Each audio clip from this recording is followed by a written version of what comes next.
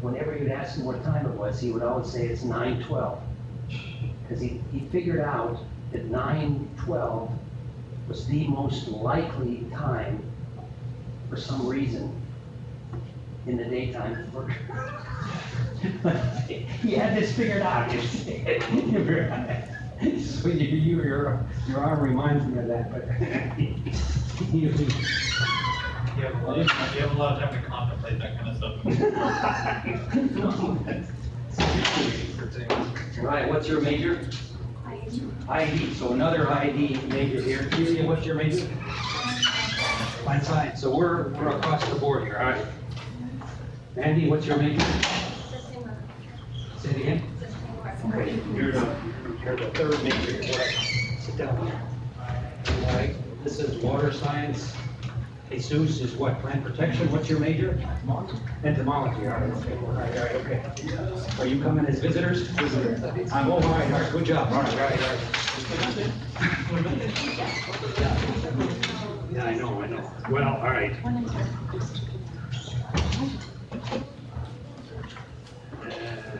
Yeah, I know, I don't think it's a problem, but, let me, trying to think.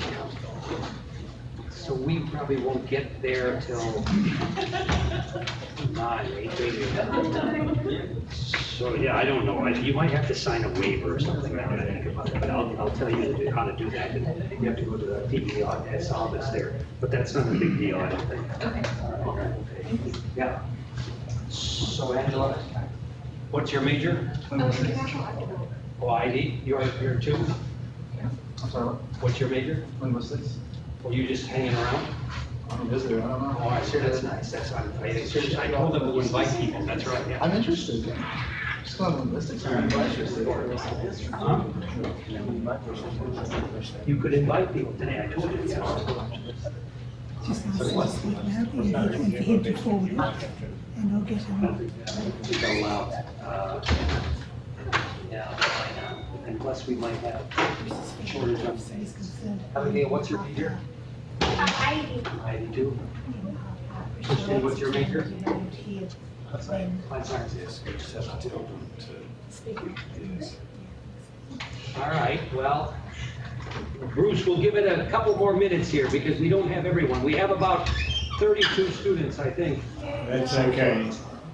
Scott here, Kenji. All right, sit up in the front here, don't be bashful. Here, I said here or here. You don't forget anything, so. I won't be seeing that. No. No, there's the preview, just the. So that's all I see. All right. This is literally around the world. This is in Australia. You chair. Very nice, yeah. Look at this, think about this. All right, Aaron, you ready? All right, okay. What's your major? Okay, ID, all right. Kenji, what's your major? Oh, I thought it was botany. No. I mean, my bachelor's was plant science. All right, okay. You're gonna have a kindred spirit here, I think. Pretty sure, yeah. Plant people have to stick together. Huh? Plant people have to stick together. Well, no, but he's into it in the same way you are there. Katie, what's your major? What's your major? Okay, all right, okay. All right, well, we're gonna wait just a few more minutes, or 1 or 2 minutes.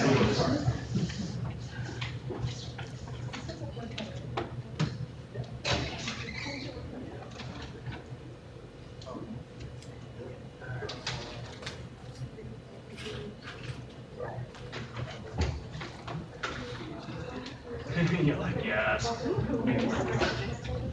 No,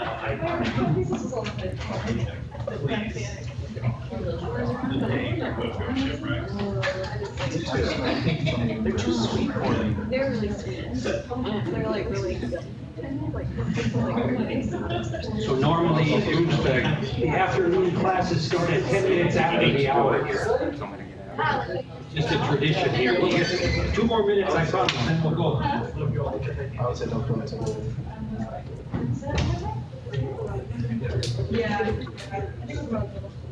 Don't forget to introduce yourself.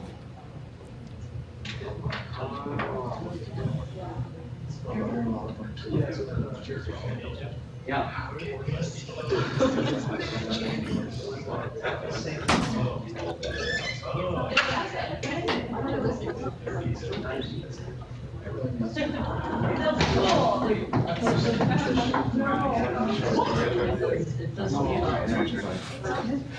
Don't worry, you're not in it. I'll just this. They're probably going, what's going on? Up with the piece of stick. I will, yeah. Thank you. All right, okay,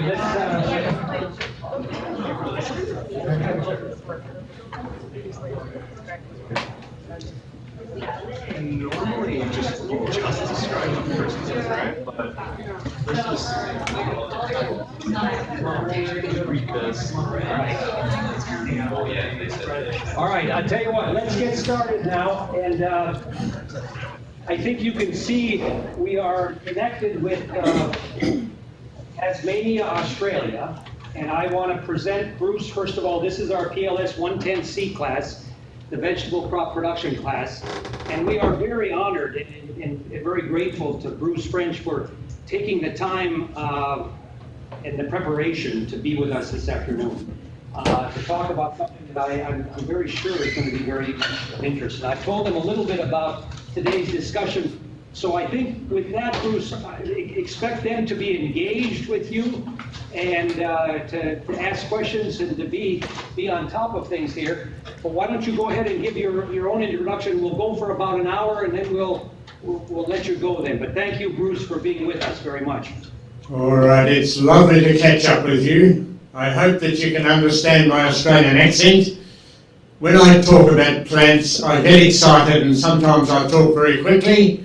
So I'll try and remember, particularly for the international students, not to go too quickly. But I'm talking about food plants in the whole world. My real passion is the poor people in the tropical world who are struggling to feed themselves well.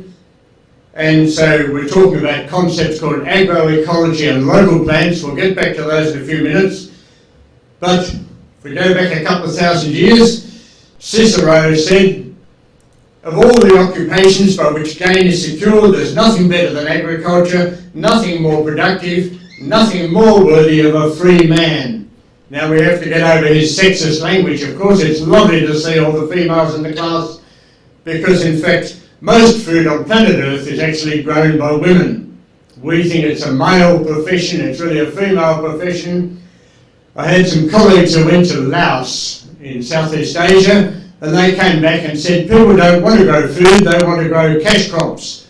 And I said, you were talking to men, weren't you? And they said, yes. And I said, well, most of the women in the world want to feed their families first, keep their children alive, and then if they can, they'd love to make some money to send their children to school. And the men often think of other things to do with their money. And so it's really a women's profession. I'm not going to give you lectures on these two books, but a couple of recent reports coming out. The state of the world, you probably know the world population is growing very rapidly, lots more people to feed. We have to genuinely and seriously think about where we're going with agriculture. And this other recent one, agriculture really is at a crossroads. Unless we think again about our methods, we're going to be in very serious trouble. We'll pick up some of these themes on the way. But for me, my journey started when I was a student 50 years ago. I went to Papua New Guinea, a country just north of Australia, to do one of my fieldwork practicals. I grew up on a farm in Tasmania. I thought there's no point in staying here, finding out working on a farm. I might as well go somewhere different. So it's 50 years now. Back in those days, I don't know whether you've ever seen a notebook, but a notebook looked like that. It was made out of paper and you wrote on it with a pen or a biro. And so I started making notes about plants that I didn't know. I had no idea what I was going to do with my life, but I've still got the original notebook on which I made my notes. And thankfully times have moved on, because I would never keep up. After 50 years, I now have the world's biggest database information system on all the edible plants in the world. I've just passed 28,400 edible species, every location, every country in the world. And thankfully I don't have to try and carry it around, because if I did, I'd need 56 reams of paper. a whole library full of paper. I can carry it around on one disc. There are copies floating around your campus, and you can copy them. They're all copyright free, so you can get hold of the database. I keep working on it all the time, but looking back, I'm pleased with history. When I went to a university in Papua New Guinea, it was originally an agricultural college which upgraded to a university. The students said, please teach us about our own indigenous food plants. Now, I didn't grow up in Papua New Guinea. I did my education in a temperate country, and so I didn't know any of their plants. I had to be the most ignorant person on the planet, and then I'm amazed now because they actually sent 2 of us lecturers off to do a nutrition course. They're normally agricultural, grow plants. We think nutrition is someone else's business, and they sent us off saying, do you know what the malnutrition levels are in Papua New Guinea? And then they took us around to the hospital, and in the hospital they had 26 children. They said, we don't think we'll be able to save any of them. They're all dying of malnutrition. At that stage I had little children of my own, and I just burst into tears. I don't like hospitals, and I thought, why doesn't someone do something about the malnourished people in the world? And so I knew what a banana was. It's a sweet, bent, yellow thing. But when I went out in the paddock, I saw these huge, big, halfway like palms. I thought perhaps they're banana plants, but I didn't know much about them. So I got my students to go out and do garden surveys all around the campus. And while they're out doing the garden surveys, I rang up someone and said, what should I be teaching these students about bananas? And he said, well, don't bother with bananas. There's so many fruit flies in Papua New Guinea, they'll never be able to make an export business out of bananas. So bananas aren't important, don't bother with them. And the students came back from doing their garden surveys, and I said, what did you find out? And they said, the Tolai people, the local people there, 92% of their diets are bananas. Now, if you're thinking of those sweet, bent, yellow things, you'd be sick by lunchtime, but they've got 650 different kinds of bananas that suit all sorts of needs. And so I had to overcome my ignorance. Now, I'd been trained in agronomy, and so I went out into the field and I said, why are you growing this little banana? Can't you see it's not going to give you much food? And they said, well, actually, that's our baby food. What we do is we squeeze up the banana till it's all soft and mushy, and then we cut a little hole, and we can squeeze it straight into the banana baby's mouth. So here was me being so clever, I was saying, why don't you get rid of your baby food? And then I wandered around a bit more and I saw these huge bananas, as big as the first part of your arm. They're called French plantains, no connection to me. ABB, triploid bananas. And I said, why aren't you growing lots of these? Can't you see they'll give you lots of food? And they said, the trouble with those is they're so big and bulky that if we eat them, we can't do a proper day's work. And so we often feed those to the pigs. So here was me telling them to throw away the baby food and eat the pig food instead. And I said, well, I'm going to give up. You teach me. I haven't come with all the answers. You be the teacher and I'll be the student. Can you imagine how boring life would be if you lived in a culture like that? Or someone said, here's one nutritionally superior banana, which they're all trying to breed, we'll get to that later, and said, let's throw away all the others. Because they've got kinds that they use for snacks, kinds that they boil, kinds that they bake, some they put in soups because they're so dry and starchy, some they roast, some they use for brewing, some they use for desserts. They've got all sorts of bananas, and so even they live on bananas, or the plantain group of bananas, they're not just living on one sweet bent yellow thing. So I've had to learn about plants, and now around the world, vegetables, I'm taking it in the biggest sense, a plant, not just we narrow the field of vegetables down quite a bit. A lot of them are overlooked, some are unrecognised, some are undervalued, some are useful, some are poorly known, and I'm just trying to find them all, really to get over my embarrassment, because I knew so little when I started out, and so I've put it all in a database, and I'm basically trying to help the children of the world. So I won't stop and tell you where I've taken the photographs of all the children. I had this one at a conference once, and lady up the top said, oh, that's in Uganda.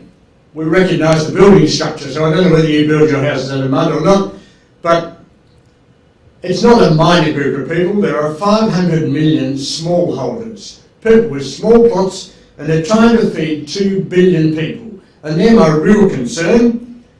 And I'm trying to use what's called an agroecological approach. Years ago, the United Nations Food and Agriculture Organization asked could they call me an agroecologist, and I didn't know what it was. I thought it sounded like an angry ecologist.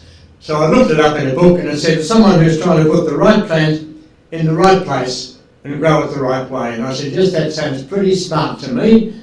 And so what we're trying to do is focus on local plants, because local plants are already adapted to local conditions. If they weren't, they would have died out.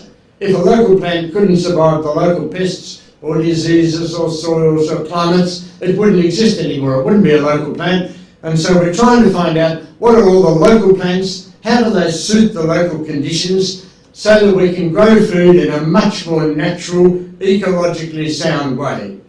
These days it's being called the Evergreen Revolution. We'll come to him in a minute, but a man wrote a book called The Evergreen Revolution in India, and it's a lovely book, and he's trying to say, let's think how to grow things in a healthy, positive way. Just to jump back to bananas for a minute, I don't know how much you've been taught about bananas, the plantain group. They're what's called a polyploid hybridised series, and at one stage I got asked, would I go back to Papua New Guinea and help a chap collect bananas? And when you're in poor countries, often things don't happen on time, and so we were standing there, a vehicle didn't turn up, and I said, why don't we go and chat to these old men over here about bananas? I was the interpreter because I knew the local language, and the specialist said, they wouldn't know anything about bananas. And I said, if every day they've spent their life in the banana garden, every meal they've eaten bananas, I guess they know lots of information, so let's go and talk to them. And then I started, there's two big groups of bananas, I won't give you a lecture on bananas, Acuminata and Balbisiana, and I started asking them, have you got the ones with the green stems? Yes, we've got those. Have you got the ones with the black stems? Have you got the ones, all the different, they said, well, yes, we've got them all. I said, now this chap's a plant breeder, he particularly wants bananas with seeds in, big round seeds in bananas, and they said, yes, we've got both groups. And I was telling the specialist, and he said, one of those doesn't exist anymore, it died out years ago. And I said, well, when the vehicle comes, we'll go for a drive out to his garden. So we went out for a drive out to his garden, and surprise, surprise, here's this farmer with both the traditional seeded breeding parents, and it was a major discovery. And so we can learn a lot from traditional people. Now I want to take you for a quick trip to the majority world. Why is it called the majority world? Because there's 7.45 billion people in the world, and in America, on my latest figures I checked, there are 325 million, 4.4% of the world. In my view, people are the most important thing. And if you think about people, then on average, the United States should get a mention in the world news once every 3 weeks, because that's the number of people in the States compared to in the world. Or if you lived in Australia, it gets a bit more desperate. We'd only get a mention in the world news twice a year. And if you lived in the little island where I live, Tasmania, we'd only get a mention in the world news twice in a lifetime. So sometimes we get our view of the world a bit mixed up and think we're the most important. And I'm not going to stop and tell you which countries I've taken these photographs in. But hunger is nice and simple. It's when you don't have enough food in your stomach to meet your daily food requirements. And there are 750 million people who are going to go to bed tonight not having enough food in their stomachs to keep them satisfied. And so, for me, you start with the children. Often they talk about the first 1,000 days of life. That's 270 days in their mother's womb, and then another 2 years while they're getting established in life. But this is where we should think about to get them a good start in life. And there are 2 billion people in the world who are undernourished, not fat, obese, that sort of malnutrition, but undernourished. And it's often subtle things. But one of these children is dying every 5 seconds. 6 million a year die of diseases and 6 million die of malnutrition. So that's one every 5 seconds, and it's a crisis, and I think you people have the job to do something about it. You're the young and upcoming generation, and so someone, for example, goes blind. I've got 2 screens here, I've got to make sure I've got the right one. Someone's going blind every minute from vitamin A deficiency. Now, they don't go to a chemist to get their vitamin A. They pick some dark green leaves and cook them in oil. It's an oil-soluble vitamin. To get the value of the vitamin A, you pick some dark green leaves. They've got about 8,000 choices, so they shouldn't run out of dark green leaves, but they don't know this, so they just go blind. And then zinc deficiency. I better be careful with several Asians in your audience, but often when I'm in Asia I feel very tall. I'm not a tall man, but compared to many people in many countries, the quickest sign of zinc deficiency is you're stunted, but that's not the most serious thing. If you're low in zinc, then you're much, much more vulnerable to disease.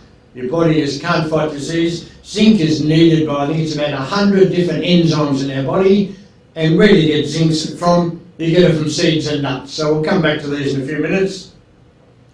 Why do most of these problems occur in the tropics? Because in the tropics, everything goes about 10 times as fast as normal. Plants, everything rusts 10 times as fast as normal, erosion goes 10 times as fast as normal, and biological processes. So what is manageable in Tasmania, because we've got a winter and the insects die out, becomes a major problem if you're in a tropical country. I'm not going to go into all the pests and diseases, but he's just recently retired last year, the head of the World Vegetable Centre, Don Keating, in their surveys in Asia said people were spraying their vegetables 68 times. That's every day and twice on the way to market. And it's to try and grow commercially in a difficult environment, and I get very scared because the children in many of these countries wander around all day foraging in the gardens, and they know all the insects that are edible. They pick up these lovely, yummy, edible insects that have just been killed with an insecticide. So we need to think very seriously about how we're going to manage things in the tropical world. And what I'm trying to do is put all the information in a computer database. Because most of these people have never seen a computer in their life, I've tried to make it simple and look like a book. Rotary International brought the head lecturer from Solomon Islands, one of the Pacific countries, out to the university here, bought him a computer and sat him at the university, but he didn't know how to turn the computer on. So we went and retrieved him and brought him around to our house, and my wife taught him how to use the computer. We opened up the database and asked for the edible plants of the Solomon Islands, and then showed him how to press the forward button. And here he was, a computer expert after 20 minutes. Yes, we've got that plant in the village. Yes, the ladies did this with this plant, as he pressed the forward button and went through the plant. So we've tried to make it nice and simple. Then down the bottom, as soon as they want the information, they press the print button. But it's a fascinating task. It's taken me 50 years to do it. There are plants that grow in the Mediterranean areas, plants in polar regions, arid regions, edible seaweeds, lots of tropical plants, of course, plants that grow in arid lands, plants that grow in the mangroves, and I'm not going to go into all the different countries of the world, but just to pick up a few examples, Australia, because we go into the tropics as well as temperate, probably have a few more edible plants than the United States, but there are plants all over the world, all the countries of the world, and many of them have been poorly documented. And in the last few years, all the non-commercial organisations in the world have swapped their focus. They've moved with the times.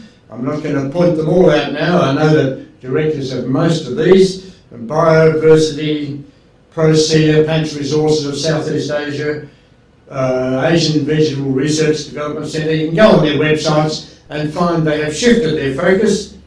Their focus these days is all onto local plants and maintaining diversity. Lots of diversity. We think it's too hard in our Western agriculture to use diversity. Even planting a few rows of maize through the middle of cabbage paddocks reduces the pest and disease problem. A chap got his PhD here in Tasmania proving that just some nice rows of maize through the middle of your cabbage paddocks can reduce the spray rate. So it is practical and we can change our system. Then they're all focusing on nutrition and they're all using this magical word, is it sustainable? Can we continue into the future with these methods? And the current sorts of trends, if you go onto the website again, you can download this book free on the United Nations FAO website. Their latest manual for Africa, for all the smallholders there, says use a diversity of local plants and grow them in a mixed culture. They haven't got machines, they don't need growers, they can mix them all up in their gardens. It's good agriculture and it's good ecology. And then this chap turned 90 a few months ago. He used to be the head of the Green Revolution in India and was a guru, Dr. Swaminathan. He won the World Food Prize a couple of years ago. And now he's totally swapped his direction. He's written a book called The Evergreen Revolution, to find methods that are sustainable, provide food security and preserve biodiversity. One of his quotes is, now we've become pro-poor, pro-women and pro-nature. We want to find ways that are more natural. What's the difference? The first one is high-tech. And if you're in a Western world, you love everything high-tech. When you get my age, you struggle with it. But now he's swapped over, let's say, finding some ways that are low-tech, some ways that are more practical and down-to-earth and have practical outcomes for the world. So as I travel around, I love taking photographs of mixed gardens. Most people in most tropical countries who haven't been influenced by the Western world grow a nice, ecologically natural way of mixing things in gardens. They can do it because they haven't got machines, and it works. When they do it, it reduces the pest and disease, it protects the soil, and it maintains diversity, so they've got a whole range of things to get the seeds from to plant next year.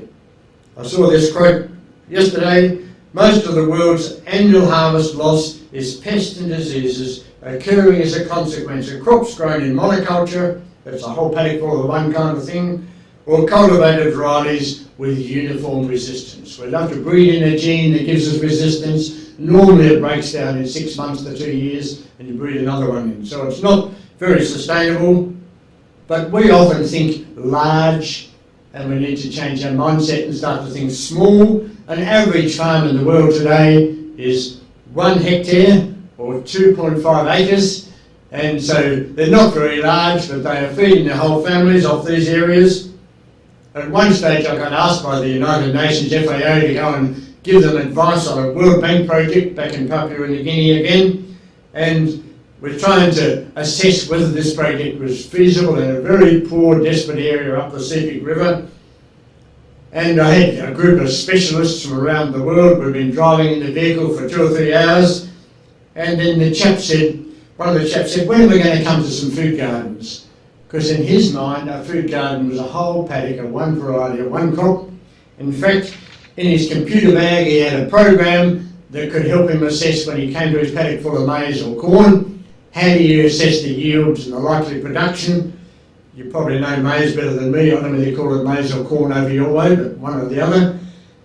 And it's a lovely crop for modelling climate change, so it's the one they use all the time. Once the temperature gets above 10 degrees, the maize plant starts adding up how many degrees above there. If you've got a very warm climate, get some degree days very quickly, and so you can model climate change and do all sorts of fancy production things. Back in Australia, the Commonwealth Scientific Industrial Research Organisation, our main organisation, was doing a series of land use studies for Papua New Guinea. They did some brilliant reports and brilliant maps, and then they said, now we're going to do one on food plants. And I read their proposal. They were going to assess where will maize grow, where will rice grow. And I said, why are you looking at those crops? They aren't the crops for Papua New Guinea. Go to Central America if you want maize, and go to Asia if you want rice. But we're not in Asia or Central America, we're in a root crop culture. Why don't you work out where these plants that are traditional in their country, and they said we don't have the information. We don't know where they grow, we don't know much about them. So I spent 9 months chasing all around the country, putting together information for their report. Because a Papua New Guinea garden, like many other gardens in the tropical world, looks a little bit like the jungle. That's not the jungle. There's cassava and sweet potato and pawpaw or papaya over your way, and bananas and a whole range of things grown in a natural ecological system. And I'm not the only person in the world who knows there are these problems with a child dying of vitamin A deficiency every minute, and so they come up with a high-tech solution. You might have heard about GMO rice, where they're breeding it, shot in a gene. Only difference, instead of breeding it in, you shoot it in for GMOs, and they shot it in, and then you've got to use chemicals, you've got to use fertilisers, you've got to buy new seed every year, and then you've got to get your children to eat 5.5 kilograms a day to get enough vitamin A. Now they can come and feed my grandchildren any day they like, because you're never going to get that much vitamin A into a child through trying to feed them on rice. And that's what's been called the Green Revolution. But there is a more practical solution. If you wanted to, you could walk over to the side of the paddock, pick that taro leaf, fry it and put it in the rice for stir-fried rice, and it's got enough vitamin A for 3 children. So that's what's called the Evergreen Revolution, finding answers that are practical, down-to-earth, that work, particularly if you're in a poor village. Just to do some pretty pictures on plants, there are some fascinating plants around the world. That's some of the 10,600 edible fruit that I've got in my database. They get moved around the world. The one in the middle at the bottom there, if you're from Asia, you'd probably know, is a durian. What do they say about durians? They smell like hell and taste like heaven, so you hold your nose while you eat them. Most of the hotels and buses and taxis won't even let you carry a durian on the bus. But you can, so I won't stop and talk about all the different fruit there. Some of them are very poorly known, some of them are much better known, but there's a fascinating collection, and there's more than nutrients in plants. These days they talk about all the non-nutrient components, and the chemistry is beyond me. I collect information and download information on hundreds and hundreds and hundreds of chemicals, and I think I'll never manage this. And thankfully, both the World Vegetable Centre and the International Horticultural Society have come out with a lovely illustration lately, and they said almost all of these amazing chemicals are linked with colours. And so try and eat all the colours of the spectrum.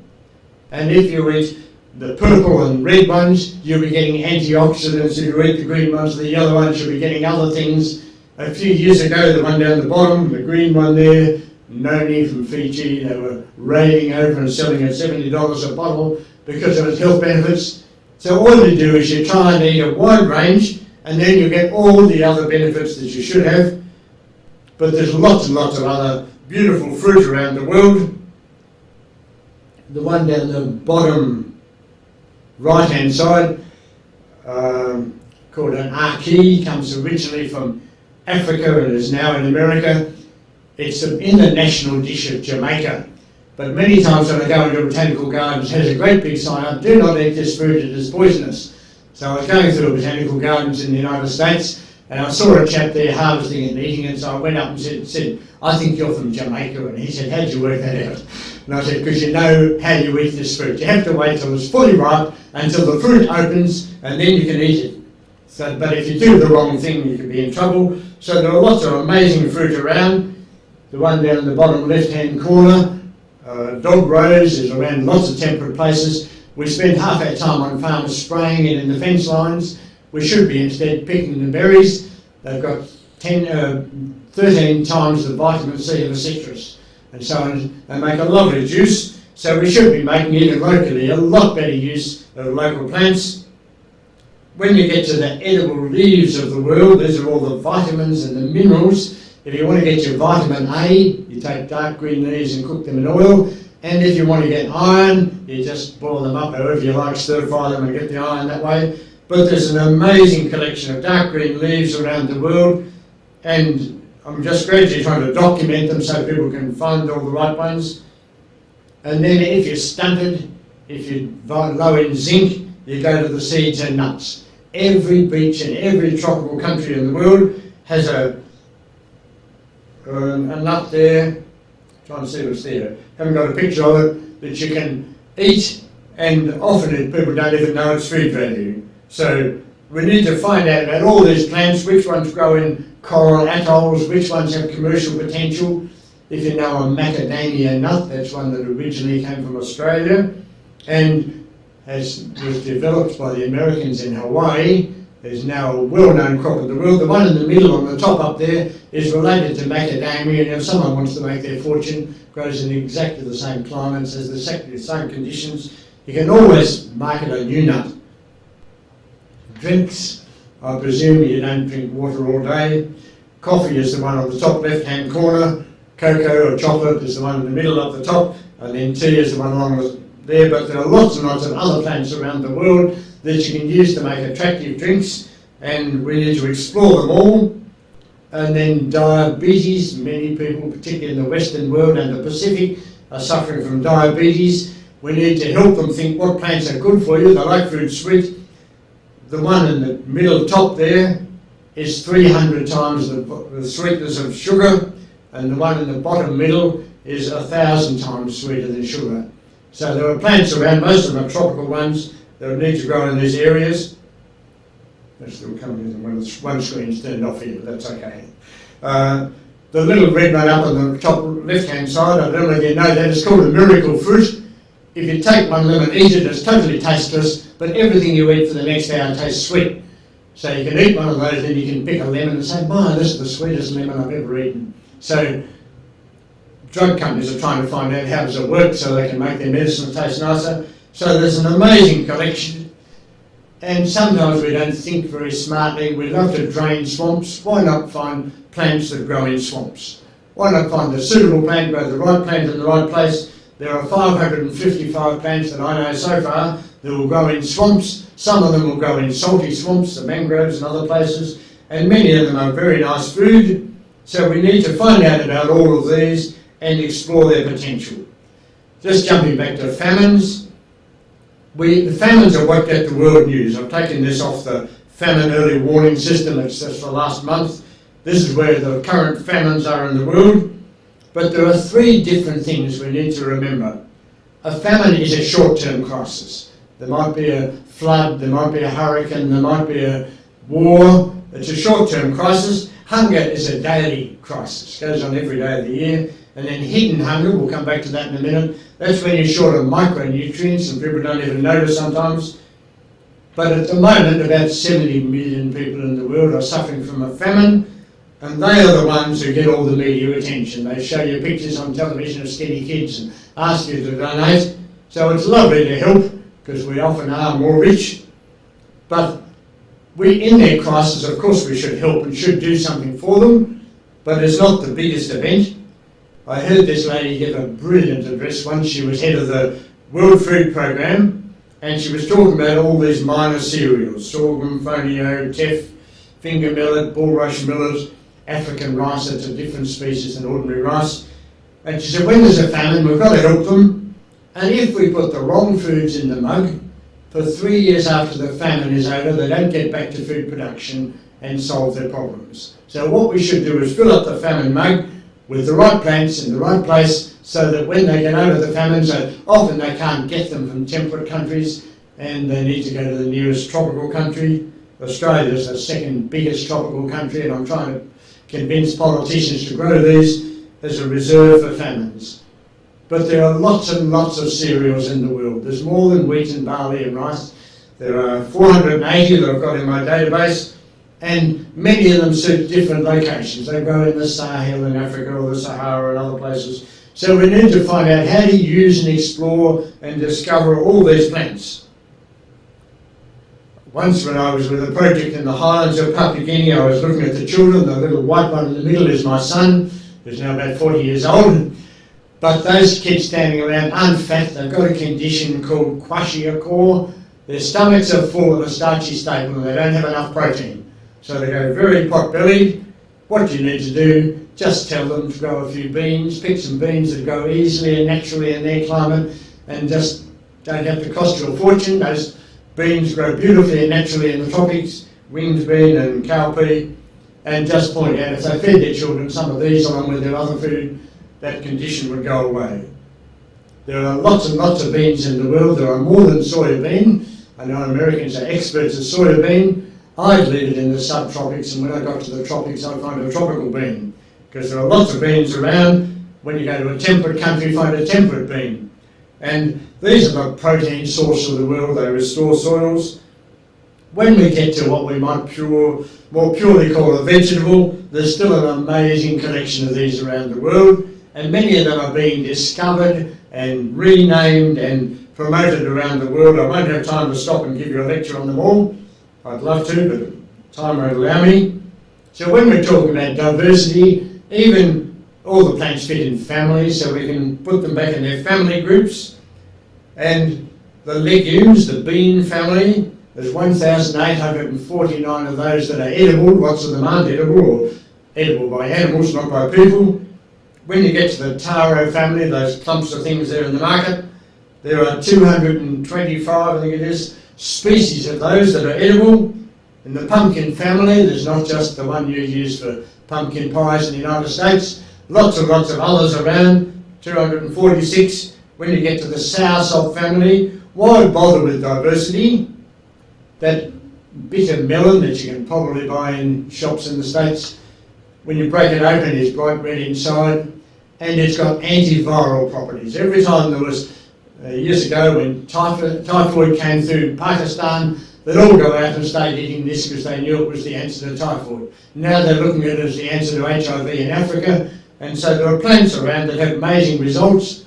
And this one over this side, all the soursop family have proven by the best experts in the world to have anti-cancer properties. And cancer is running rife in our countries, so they're not just tasty and good, they have lots of other benefits. And then when you get back to the root crop cultures, most of the cereals are in the grassland areas of the world, obviously, and the root crops are often in the other zones, the dry arid zones, other places, and so there are 3,200 of those that are worth looking at and discovering and putting the right one in the right place. I'll come back to a couple of stories about those in a little while, but I saw a lovely quote about this one, Oco, if you know Oco from the Andes in America. They said, a stew without tuna is like life without love. How's that for a good quote? They love to have it in their diets, and it grows easily in temperate areas. Edible ferns. We had an Australian guy a couple of weeks ago got lost in the Malaysian jungle, and they thankfully found him emaciated but still alive 12 days later, and they said, oh, he had to eat ferns. And I said, welcome to the world. Most people eat ferns every day. The three along the top are beautiful ferns eaten almost every day of the year and sold in markets and other things. The one down the bottom left-hand corner, of course, is sold in America. It's even canned and processed. So lots of edible ones around, and they can be tasty. Every country has its own indigenous food. So Australia, of course, has got its own indigenous ones, and we haven't done a very good job so far. Just in the last few years, we've suddenly discovered our Aboriginal people were fairly smart. They knew which plants were edible, and they're trying to explore their potential. So I have put on my website a book on the edible plants of Tasmania, my local community, the indigenous plants. But the crisis areas in the world are the arid areas in countries like Africa. So when you get the database, you just type in 4 words. They're not very complicated words. Put them in the right field. We want a fruit. It grows on a tree in an arid area in Africa, and you press the return button, and it comes up with 361 fruit trees that will grow in arid areas in Africa. And some of them are beautiful fruit. Some of them have fascinating names. I read an article on the internet that I downloaded. It was highly technical, like scientists love to write technical articles. They looked at 50 fruit trees that will grow in the arid areas in Africa. And they did what agronomists do. They said, let's fertilise them and get some more food. So they fertilised them, and they actually got less food. So they said, let's irrigate them. That'll give us more food. And they irrigated them, and some of the trees actually died. And then they said, perhaps it's disease problems, let's spray them, and they still got less food. They ended up with a brilliant conclusion. They were exactly the right plant for the right place, for the right soils. And all we need to do is get people to plant them. The bonus is, often when you have these around, they produce food in the hungry season when other food is short.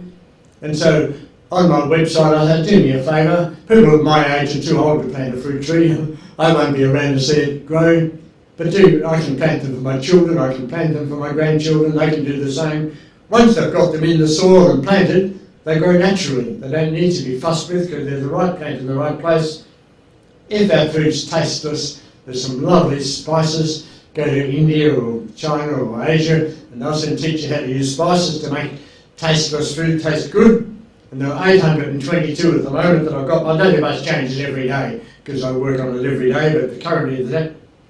So what I've been doing for many years is going into a village, and I look for the oldest man or woman who can still walk. And I say, would you do me a favour? Would you come out and be my teacher? And they often can't speak English, and I can't speak their language. So I look around for some young child who's been in school, and I say, I'll pay you the basic wage for today, if you'll come out and be my interpreter. And the basic wage is $1, so it's not going to run me broke. And I say to them, can you eat breadfruit leaves? And the young person says, no, of course you don't eat breadfruit leaves. And I say, look, today you're the interpreter. I'm going to pay you to be my interpreter. So now I want you to ask the older man and woman, can you eat breadfruit leaves? So they say to the older man and woman, can you eat breadfruit leaves? And they say, of course you can, you silly young kids, stay in school all day, you'll never learn anything. Why don't you come out in the gardens and learn something? So I've heard this so many times now I have to smile.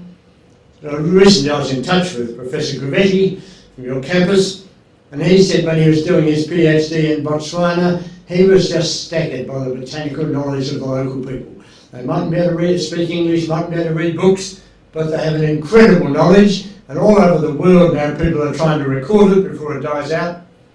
Sometimes life gets a lot simpler. When I was in China, I was pointing to plants that I didn't know, and these lovely young interpreters were helping me. They were on their mobile phones in Chinese, and when they got to the answer, instead of it coming up in Chinese, they waved the phone around to me and I wrote down the Latin name. So Latin names are awful and horrible and hard to pronounce, but we ought to be thankful that they are there because they're the universal link across all the countries in the world, and so I could write down the local names.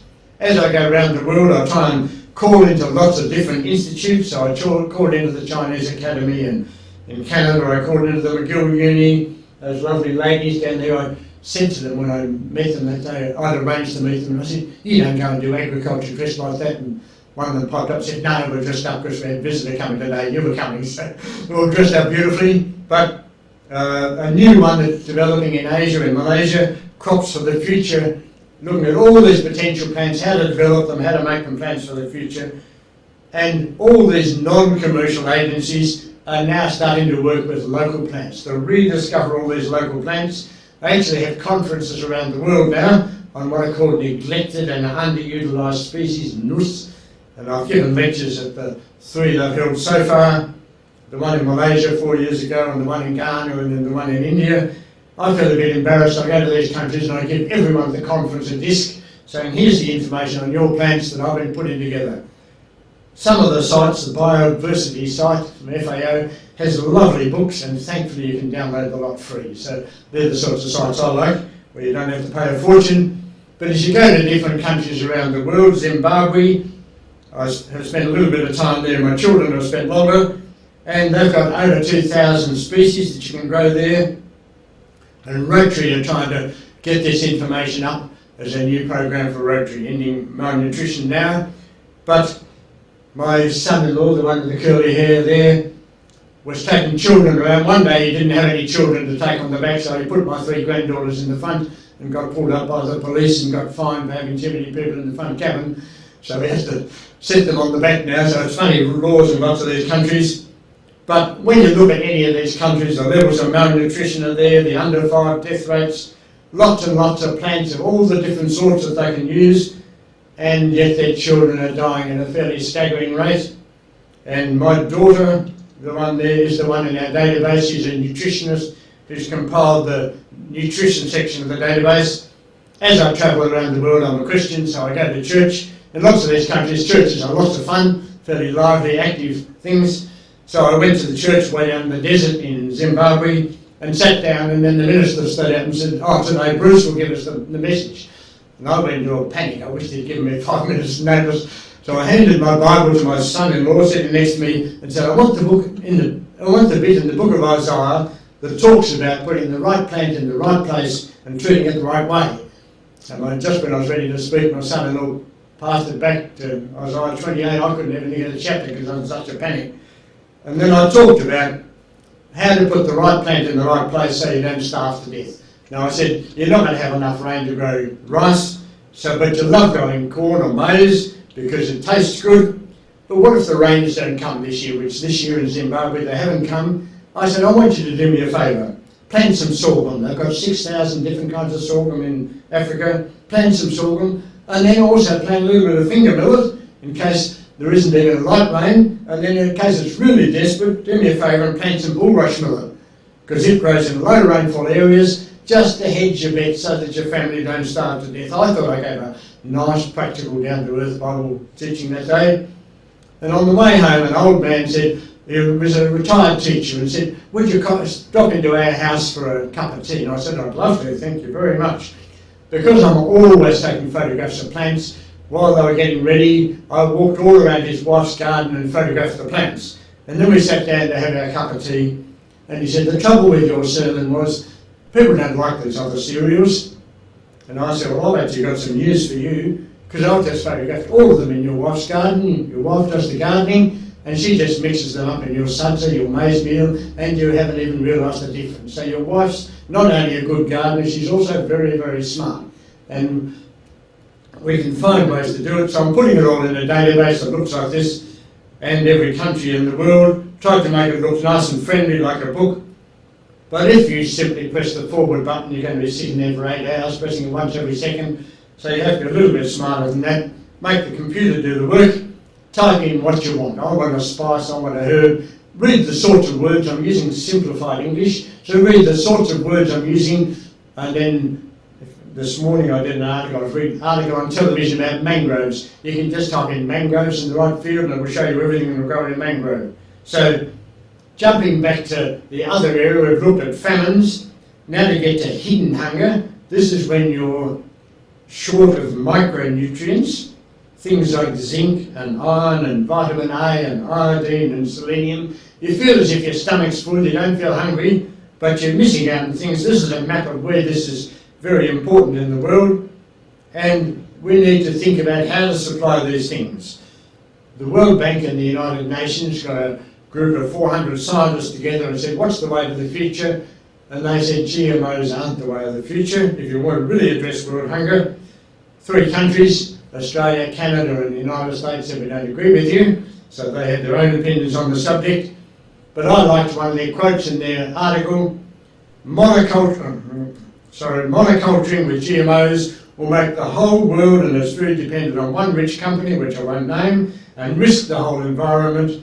They threaten biodiversity. The answer is agroecology based on traditional plants and local ecological methods.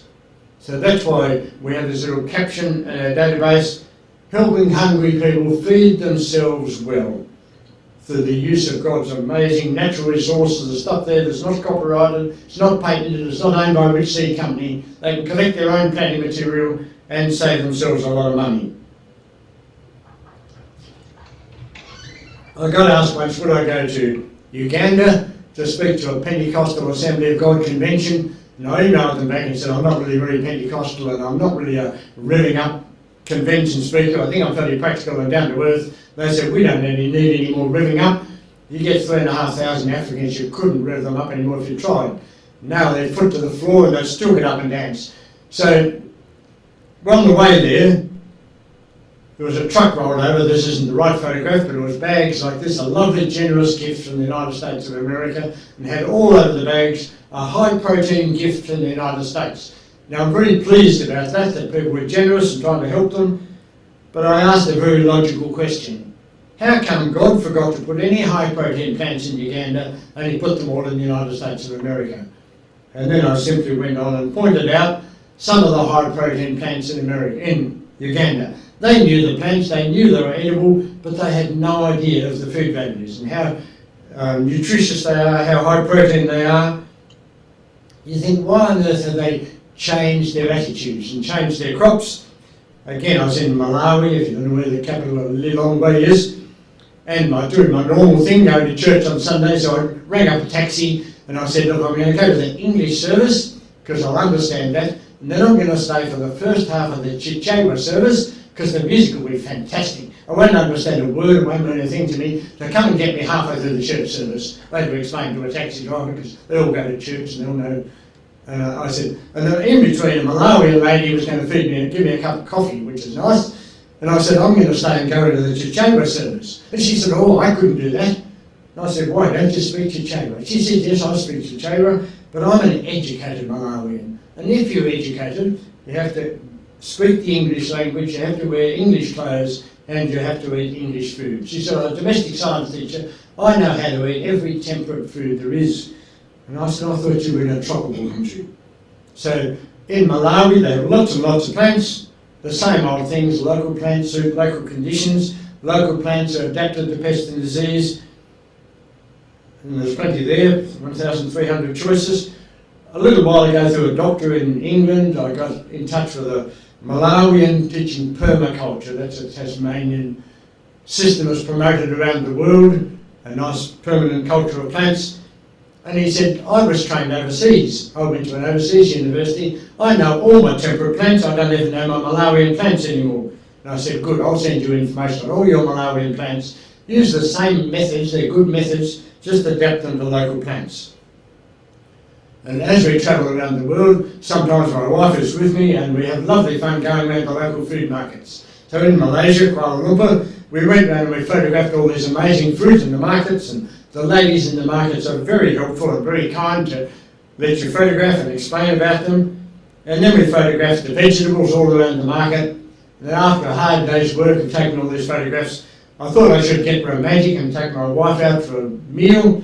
So I said, let's go out to a restaurant, and if we ask for a nice stir-fried vegetable dish, we'll get the chance to try all these amazing vegetables. So we ordered the vegetable dish, and when it came, I thought, that's funny, I recognise all those plants. A carrot and a cauliflower and an onion and beans and peas. What's going on here?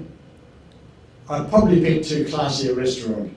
Foreign foods have status, even though they don't suit the climate, they don't suit the budget, but if you go to a classy restaurant, they want to show they're very smart, they want to feed you on temperate plants. And Vanuatu is an island nation out in the Pacific, and when I was there with a group of young people, we were doing the same thing, photographing plants and talking to the agriculturalists. And that little boy up there in the picture was cooking a food in the ashes on the beach. Now I had some Australian young people with me, so I asked him, would he mind giving me one of the things and I'll pass it around and see if any of the Australian young people could recognise it. So he fished one out of the ashes and we passed it around, and not one young person there could recognise a banana. Here he was, they didn't realise bananas could be round and red and starchy and all sorts of other places, so they didn't even recognise a banana. They were sure they were bent and yellow. And so there's an amazing collection of lovely fruits, leaves. Perhaps one funny story, when I was teaching in Papua New Guinea, the Tongan students used to love telling me the story about that giant taro down the bottom corner. The king of Tonga 3 kings ago was a very, very big man. Everywhere he went in the world, they had to take his own chair because he couldn't fit on a normal chair.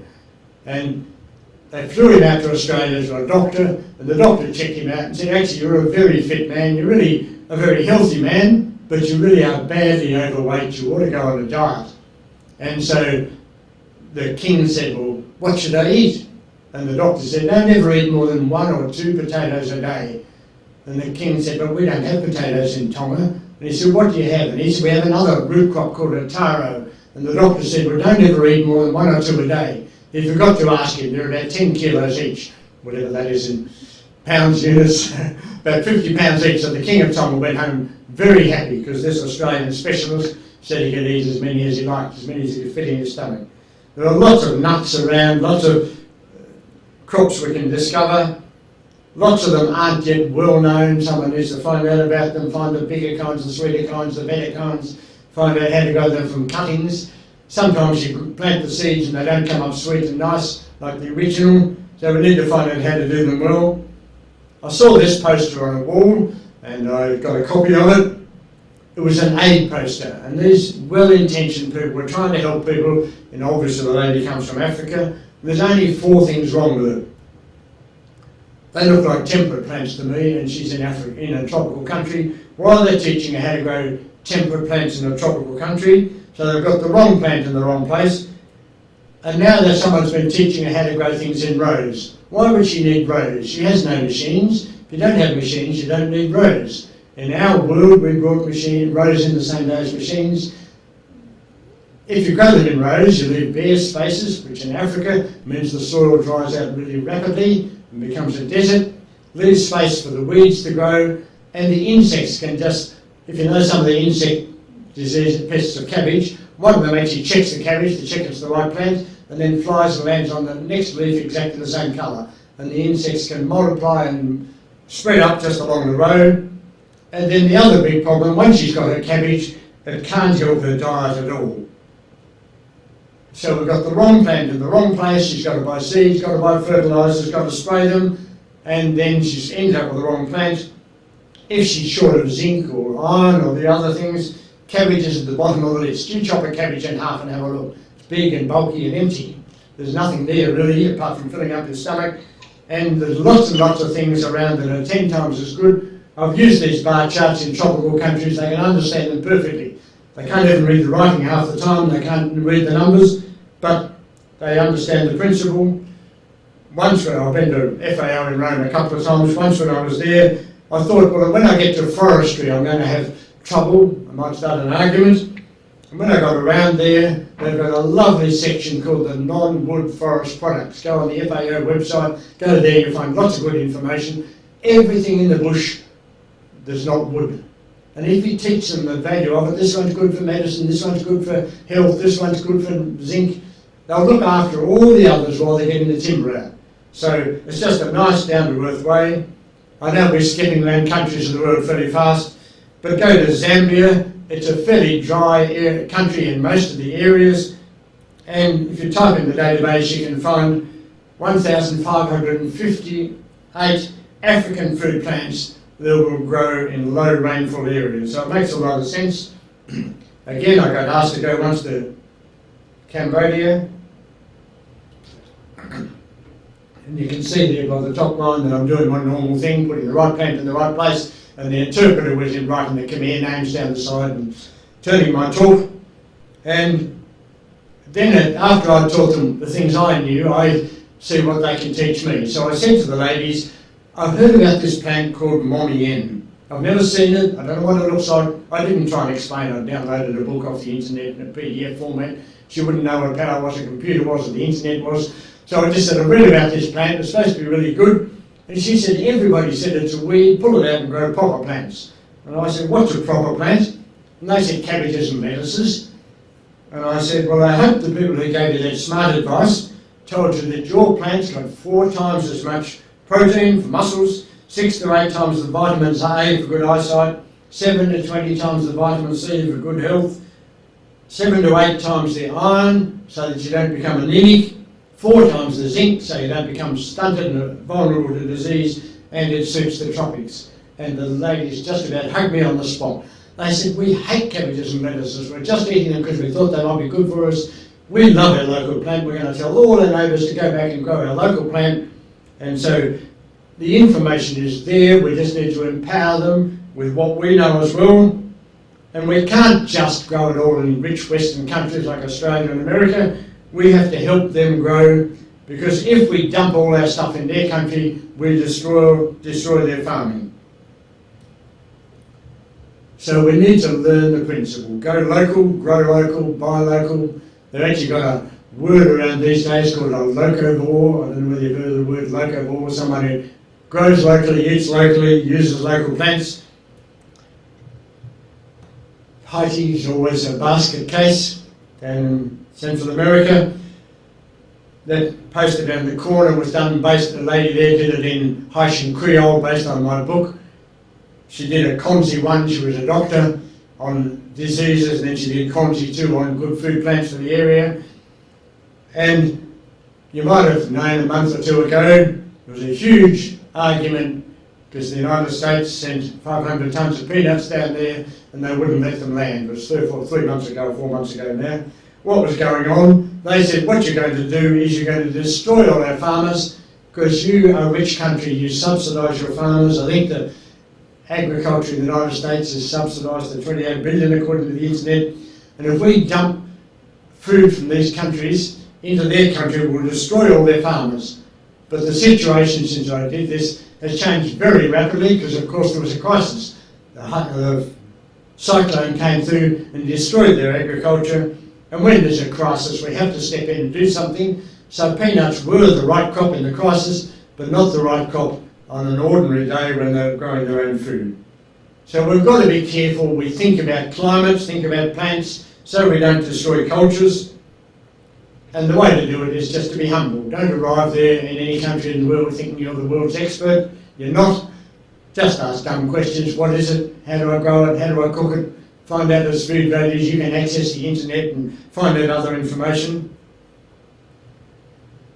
Years ago when I was in Papua New Guinea, I'm not totally organic.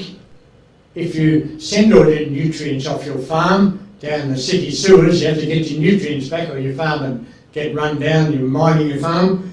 But I was doing this project in the Southern Highlands with the World Bank, and a very loud-mouthed enthusiast said the way to change agriculture in this place is to get some fertiliser. And I said, good, I'll buy the bag of fertiliser and you carry it down those valleys for 3 days into the village.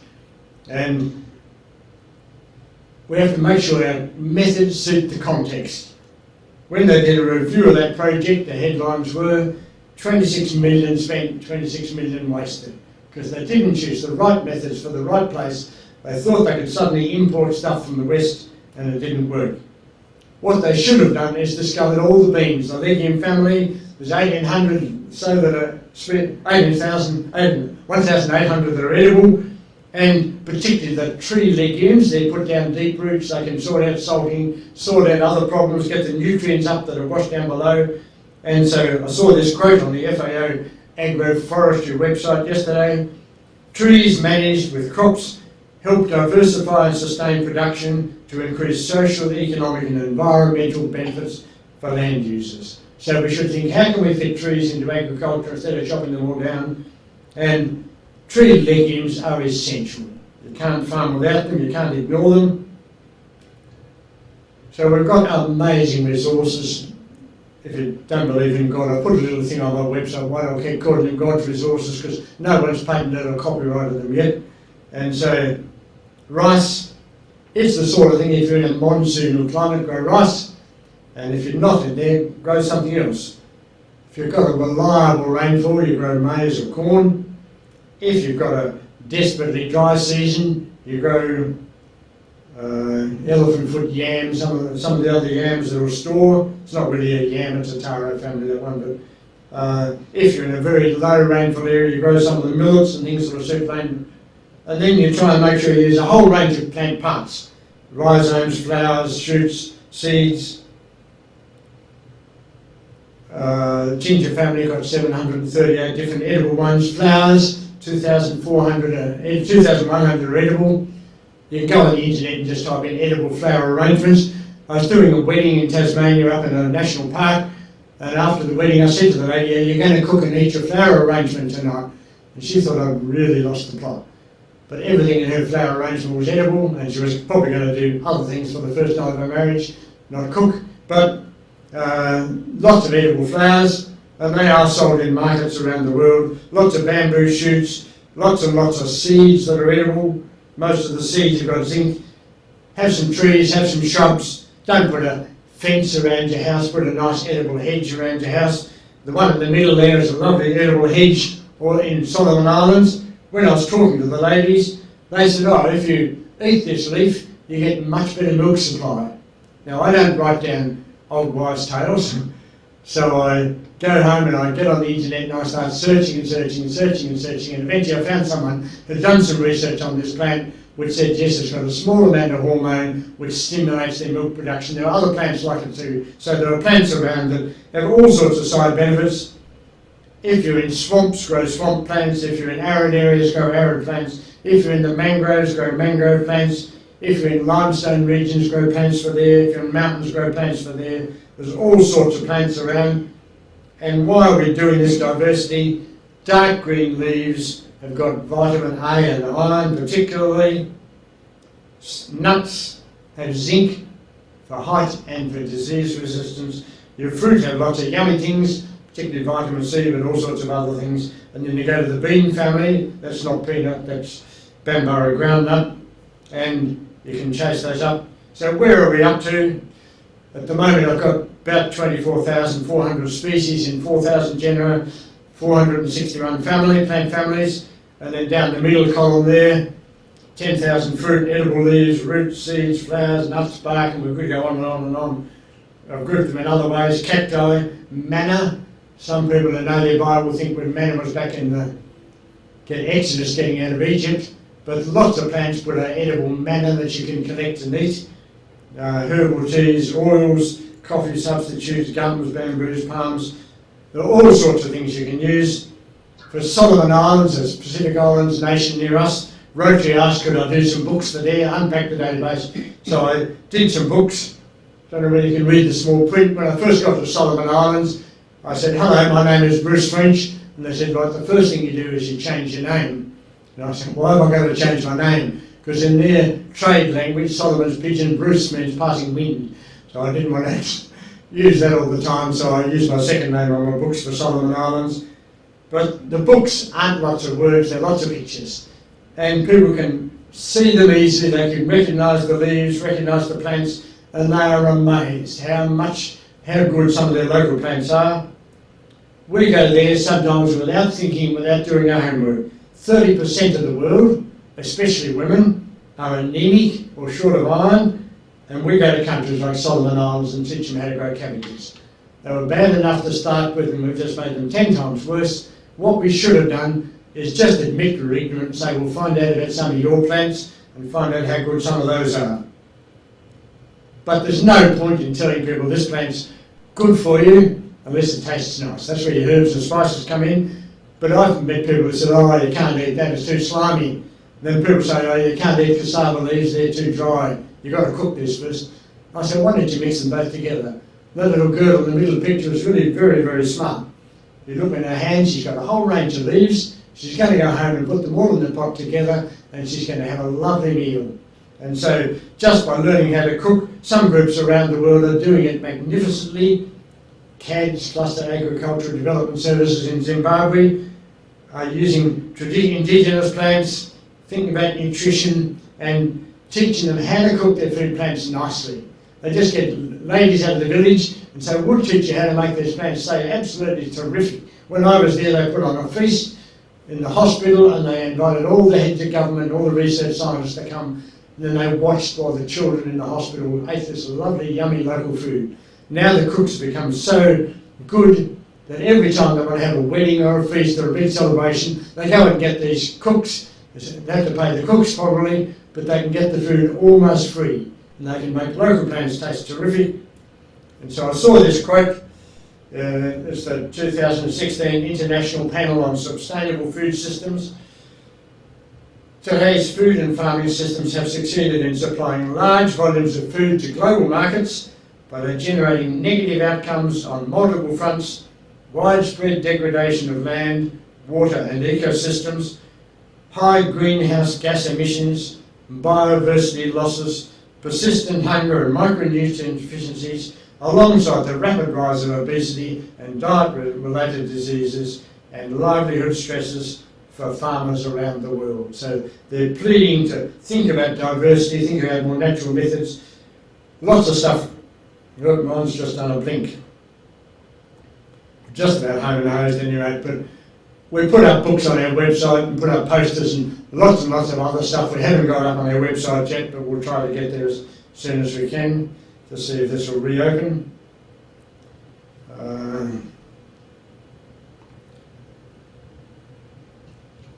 When you get my age, you hate technology, so.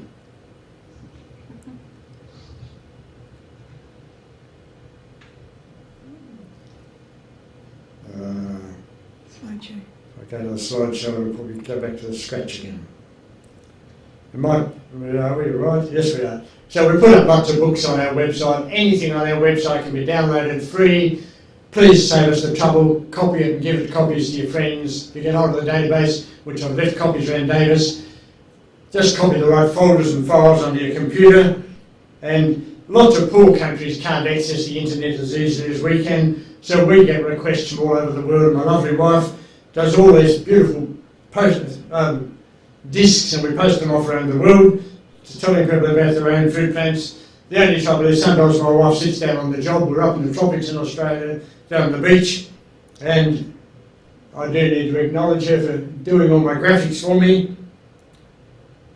If you go into another group, Rotary have set up a thing called Food Plant Solutions, and they are unpacking the books unpacking the database for a range of countries around the world and trying to spread them through the Rotary system.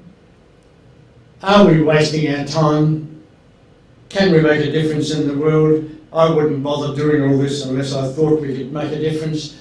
You could probably, if you sat down and had a brainstorm, name 400 food plants.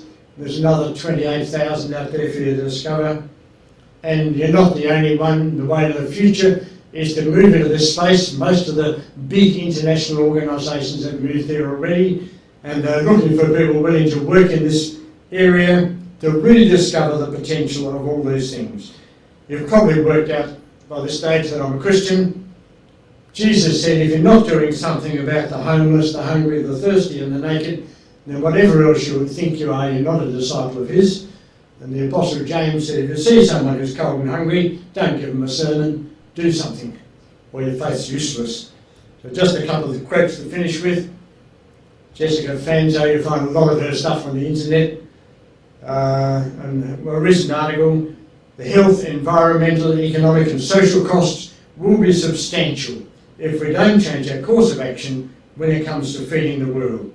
And an advisor to the CSIRO in Australia sent me an email saying your database of world food plants is of international significance and critical importance to world food security. All we need to do is get it out. If you get a copy, please share it around so we don't have to bother. And typing up the message. Hungry people feeding themselves well by a strategic use of the amazing natural resources that God's put all around the world. I believe we can, I believe you can. I'm getting almost to my use by date in my 70s, but I believe you can go out and change the world. You can make a difference. So thank you very much for your time. And at my stage in life, I'm half deaf, so if you ask questions, please ask nice and clear. And you're allowed to disagree without getting shot.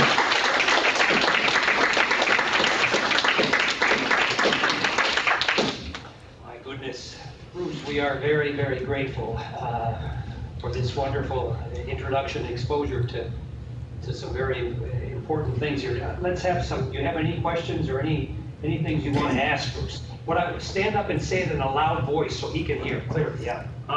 Does your database also talk about like ethnobotanical uses of the plants? Say that again, please. Does your database have ethnobotanical uses of the plants? I'm only putting in edible, because it'll get confusing. I'm putting a small column in.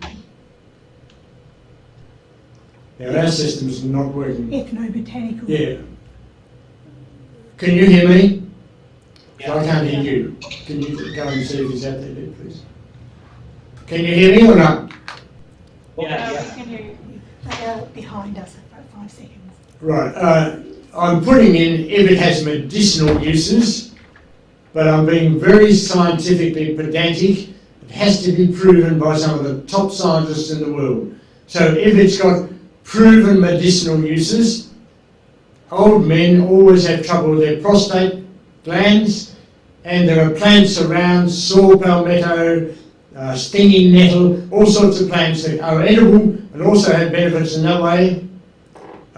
If they've got proven anti-cancer properties, in the comments section I'm putting in has proven anti-cancer properties. I'm not necessarily putting in all the other uses, but a lot of the other databases on the internet do. So I think the biggest deficiency has just been edible plants. Thank you. Who else has a question? All right, Stephanie, stand up and say it loud. I'm not sure if you can hear me, but I've been looking at your website, and it seems like your countries here that you have are mostly in Oceania and a few in Africa. So I'm wondering how you chose them, and if you have plans to expand to other countries. I have got practically every plant in Africa now, being the biggest, most needy country in the world. I have every plant in India and Southeast Asia, and just lately I've been working for the last few months on plants in Central America and Latin America. The trouble is they're all in Spanish or Portuguese, most of them. Some of them have a translate now button on the bottom.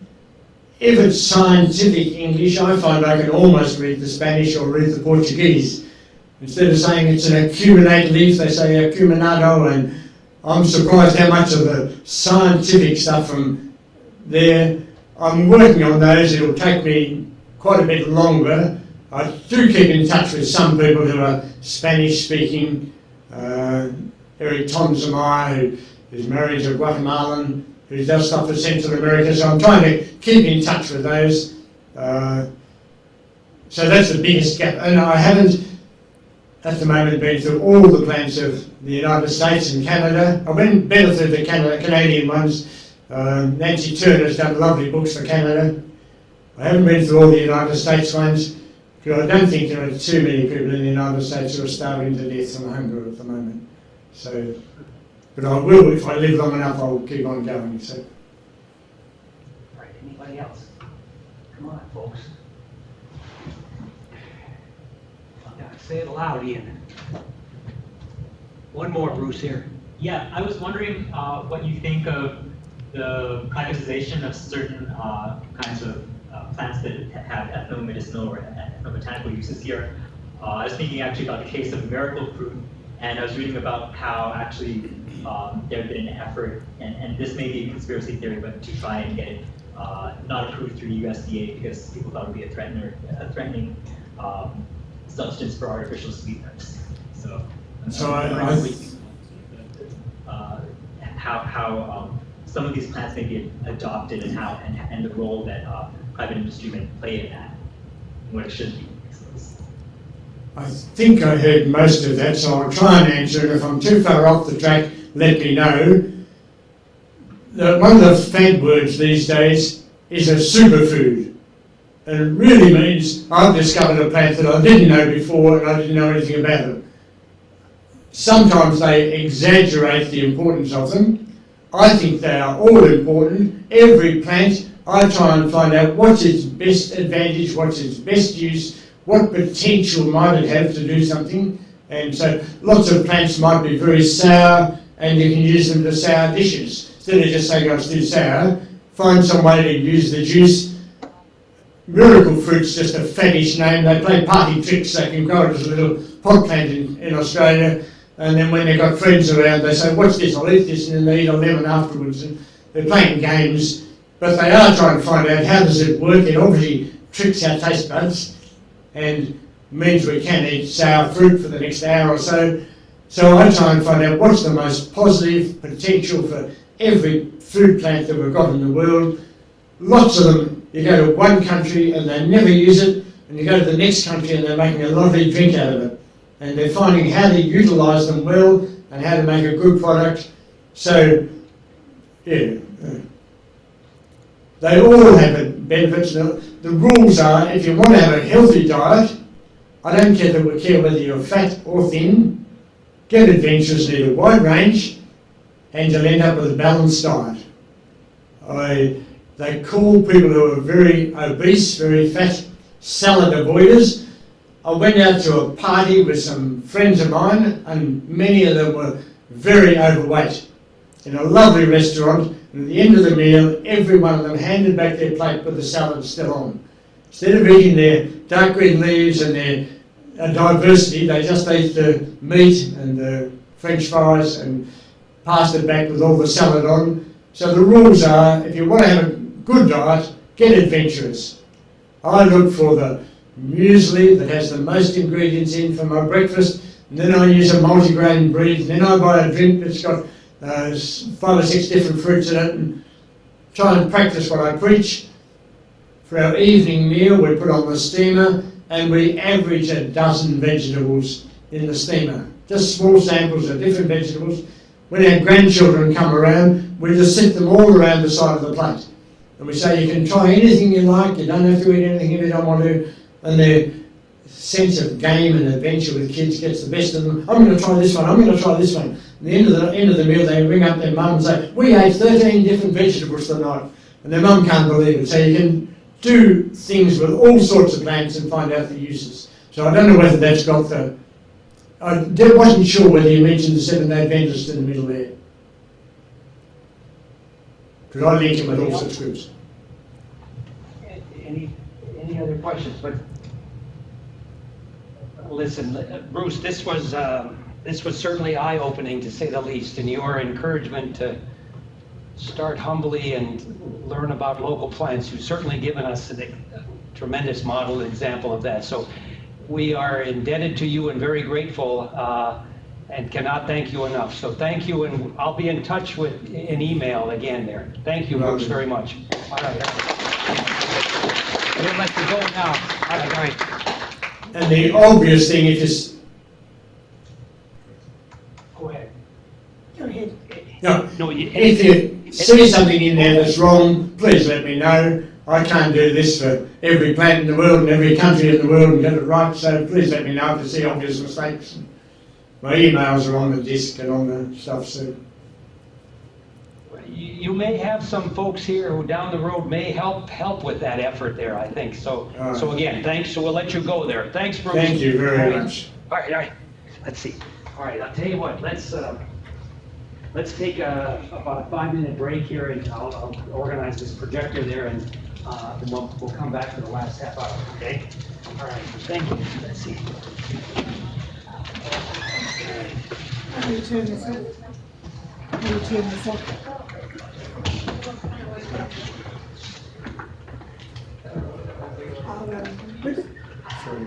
I'll ring Tom and say we've finished. Well, so what did you think of that?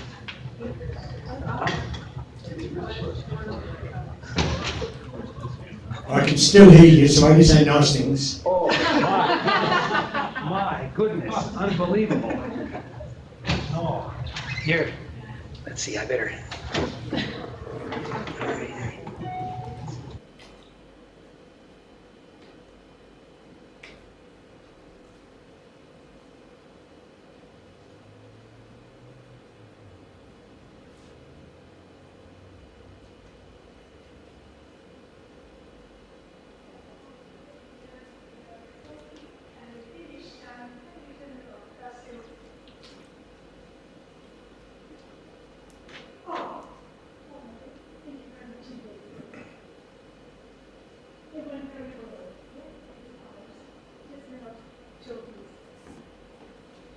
Bruce, you can just walk out and leave. Okay, yeah, it went very, very well. They asked the questions at the end.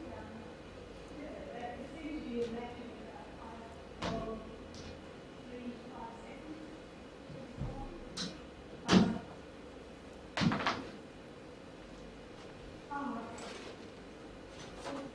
No, it's fine. Thank you so much.